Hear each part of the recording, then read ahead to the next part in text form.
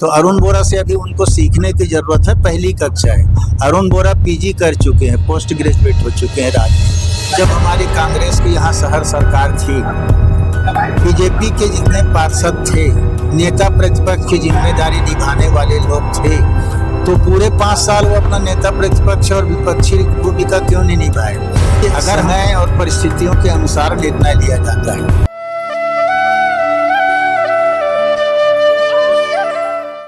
आज कांग्रेस का घोषणा पत्र जारी कर दिया गया है। घोषणा पत्र में लगभग 34 बिंदुओं पर बातचीत की गई और जनता को यकीन दिलाया गया है कि कांग्रेस सरकार जो है इन 34 बिंदुओं पर कार्य करेगी। आज गृह मंत्री ताम्रध्वज साहू हमारे साथ मौजूद है कांग्रेस के, उनसे हम बातचीत करते हैं कि जिस तरीके की बातें घोषणा पत्र में जारी की गई है, क्या उन बातों पर कांग्रेस पार्टी आगामी दिनों में अमल करेगी और जनता के विश्वास को जीत पाएगी।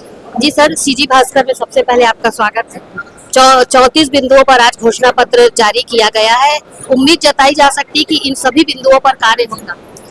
निश्चित तौर पर इन सभी बिंदुओं पर जो आज घोषणा पत्र में जारी किया गया है, उन सभी बिंदुओं पर हमारी सरकार बनते ही, कांग्रेस सरकार, शहर सरकार बनते ही उस पर काम किया जाएगा। और कोई ऐसा घोषणा हम लोगों ने इसमें नहीं किया गया है जो ना किया जा सके। तो पूरी बिंदुओं पर पूरी सक्षमता से काम किया जाएगा।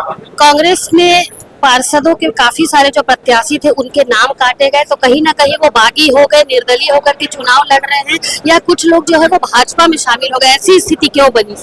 देखिए, समय और परिस्थितियों के अनुसार निर्णय लिया जाता है।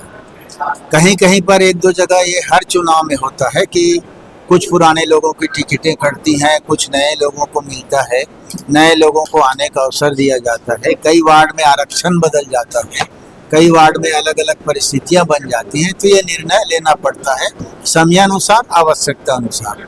भाजपा आरोप लगा रही है कि शहर सरकार जिस तरीके से अभी थी 5 साल, काफी भ्रष्टाचार नगर निगम में हुआ है और अब उस भ्रष्टाचार को दूर करके बीजेपी के लोगों को बैठाना है नगर निगम। 5 साल जब हमारी कांग्रेस की यहाँ शहर सरकार थी, बीजेपी के जितने पार्षद थे, नेता प्रतिपक्ष की जिम्मेदारी निभाने वाले लोग थे, तो पूरे 5 साल वो अपना नेता प्रतिपक्ष और विपक्षी भूमिका क्यों नहीं निभाए?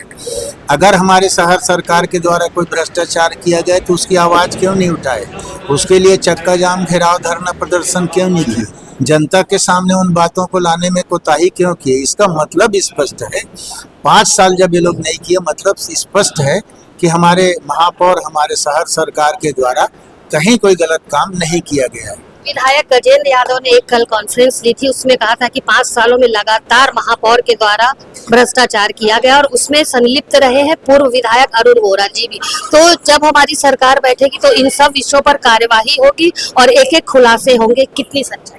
हम गजेंद्र यादव जी से कहना चाहते हैं कि अभी नए पहली बार विधायक बने, अरुण बोरा के विषय में बोलने से पहले 1000 बार उनको सोचना चाहिए। अरुण बोरा का लंबा राजनीतिक जीवन है, 93 से विधायक हैं। जब वो चुनाव हारे, बाकी लोग तो हारने के बाद घर घुस जाते, लेकिन अरुण बोरा जी हारने के बाद भी घर घर घूमना दूसरे दिन से शुरू किए।